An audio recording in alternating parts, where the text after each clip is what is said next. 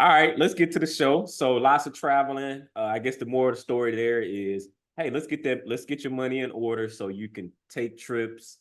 And and it also reminds you of like, okay, this is why I do what I do. This is why I work, Yeah. like, versus you just working, and you just in survival mode and you're not even able to like experience the fruits of your labor. You know what I'm saying? Like, and you just working to pay bills and you are in survival mode and you're not in a position of surplus to where you can have discretionary income to handle your business. Like after you've taken care of your business, like money in retirement accounts, money in brokerage accounts, all that, and then still have some type of discretionary income to put aside for a dream trip or whatever, upcoming trip or whatever.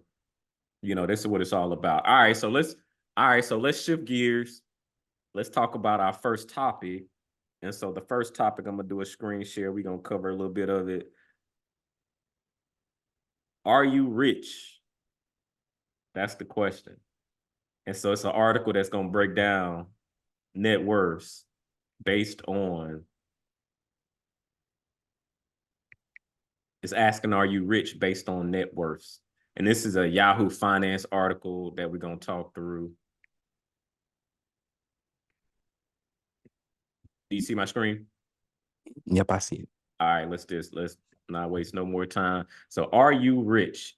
Here's the net worth you need to be poor, middle class, and wealthy. All right, we're just gonna talk through it.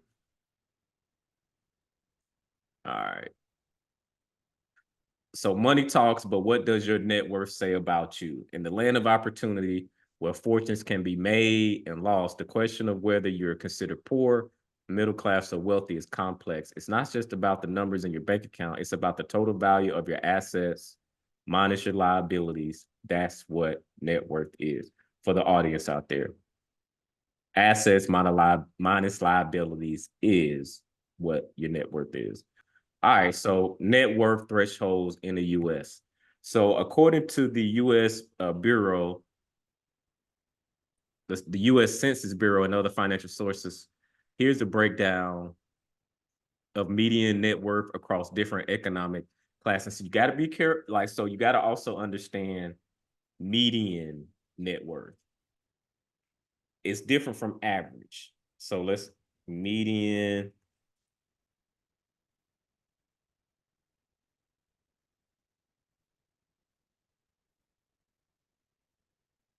The best search engine in the world. Oh, you got AI built in there. Oh, wow. Yeah, so we just do a quick search. We can always.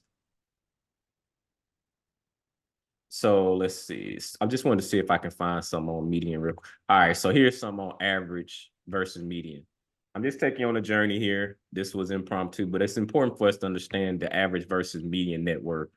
And then we'll slide right back to the article. But net worth is different between your assets, liabilities. So So let's keep going. All right. So average net worth is obtained by adding up all of the net worths of giving population, dividing that figure by the number of people in group. However, that number is going to be skewed by extreme numbers because that's going to include billionaire. That's going to include like the outliers. And so basically, let's keep going. The average network gives you a sense of the collective wealth in a given population, while the median network provides a measure of the middle value in a data set, potentially making a more accurate representation of what's typical. So both of these figures can provide context for how your finances stack up against others, but they shouldn't necessarily be what drives your financial decisions. How to calculate average. So it's just telling you how to calculate the average or whatever. But that's giving you an idea of what average versus median. If you, depending on how you look at it, let's see. Yeah, but anyway, that's all I wanted to get out of that.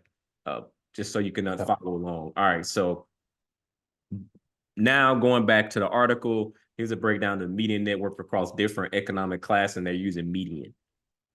So median takes out those major outliers. So the poverty class, bottom 20%, the median net worth is $6,000. This group typically includes younger individuals with significant student debt or low-wage jobs.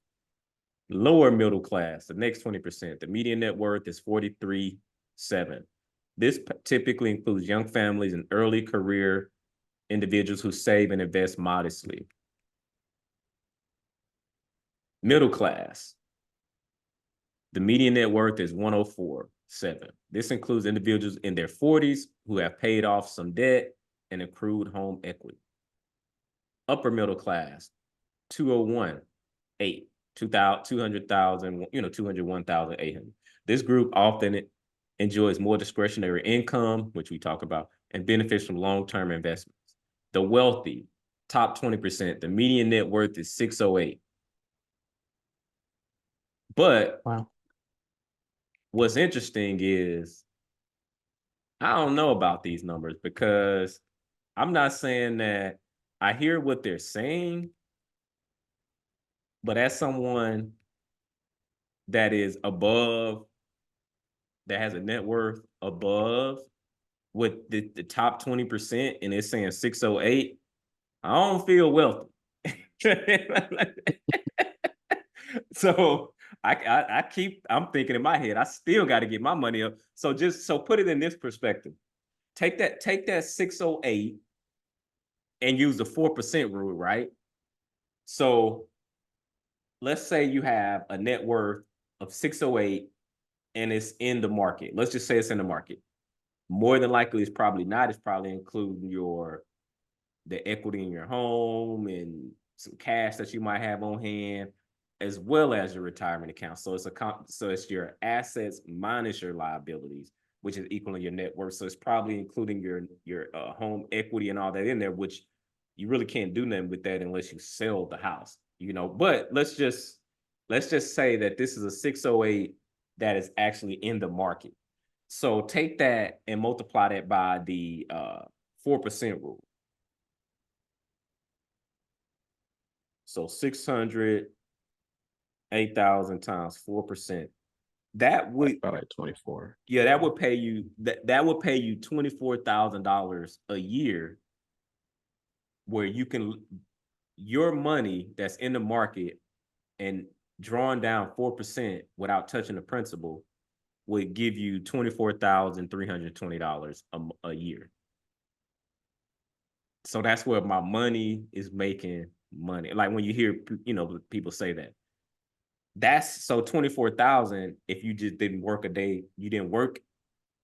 Could you live off that though?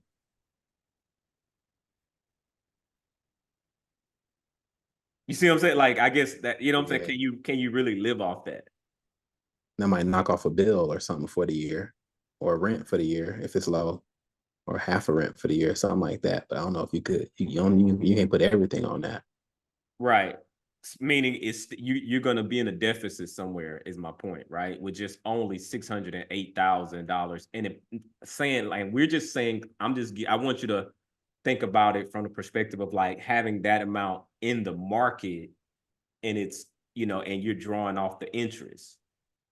If and it would only kick off 24,000, unless, give or take, if we're going off the 4% rule, so you don't drain it. You would only get 24,000 off of it. You would only pull down 24,000, right? And so, like, there's going to be a deficit, meaning you're still not going to be able to do everything you want to do, move around.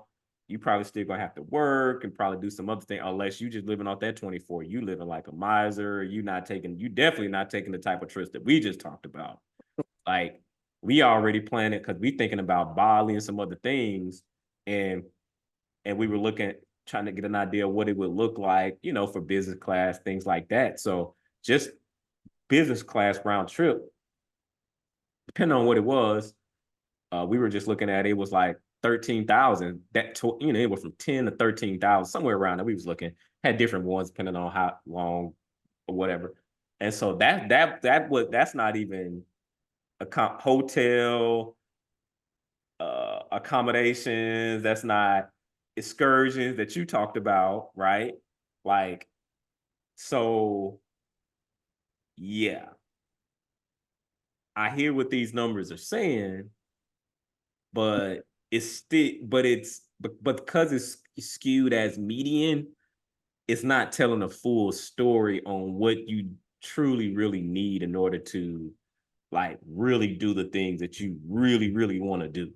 I would say Mm, most people usually really really want to do. The only reason, a lot of times, the reason people go like super frugal is because they don't really know how to expand their means. Otherwise, they would. I don't know anyone that really truly wants to be frugal, and penny pinch. You can only do that so much. But anyway, your thoughts on the article? What are your thoughts? it's just I had never even seen the numbers broken down this way by like poverty, lower middle, and then wealthy, and then throwing the median on top of that. I thought that was a very interesting way to display it. And it honestly it makes it seem more attainable to reach, even if you don't get to wealthy. It makes the upper middle class sound a lot more attainable. Um, and like you said, that wealthy number, it sounded like such a high number to me, but still attainable. And it's just funny how you said like, man, I forget that I'm on a video with somebody that's there, and so and like you said, it's interesting. Because it means that if I'm understanding it correctly, half of the top 20% are below that number, and the other half is above that number. And so when I think of wealth, I think I'm kind of in the same boat as you. I was thinking, I feel like the cost to enter was at least seven figures, at least a mil. But shoot, when you compare it to the poverty one, I expected the poverty one to be a lot lower too. I expect that one to be around 0.5. I don't know, but it says 6,000. Which I guess that makes sense. I see a lot of people my age just carrying a lot of student loan debt. Yeah. But this I'm so used to seeing it based off age range because whenever I look up Yeah. this type of stuff, I'm going off of young, 30s, 40s, 50s, breaking down the age. But I really like the way that it broke this down into not because I feel like what you were saying when you compare it by age, you're including all the outliers. You're including if I'm looking at people in my age range, I'm including streamers. I'm including all of the NBA and NFL. So I kind of like this breakdown a lot better. It makes things it's more clear, I would say, and gives you more of a guideline to say, okay, this is where I'm at. This is where I need to get to. This is the next level. So let me just focus on getting to that next level and then just keep going, keep climbing. Basically, gamifying the journey, of building your net worth. And so, but yeah, I just thought it was an interesting article. And it's going on to talk about cost of living, how to tips for increasing your net worth and things of that nature. And let me see something here. And so one is maximize retirement savings naturally, invest wisely, consider stocks, bonds, other assets. You can get into real estate, obviously. You pay down high interest debt, increase your income, budget and save. So those are just some of the ways that you can increase your net worth.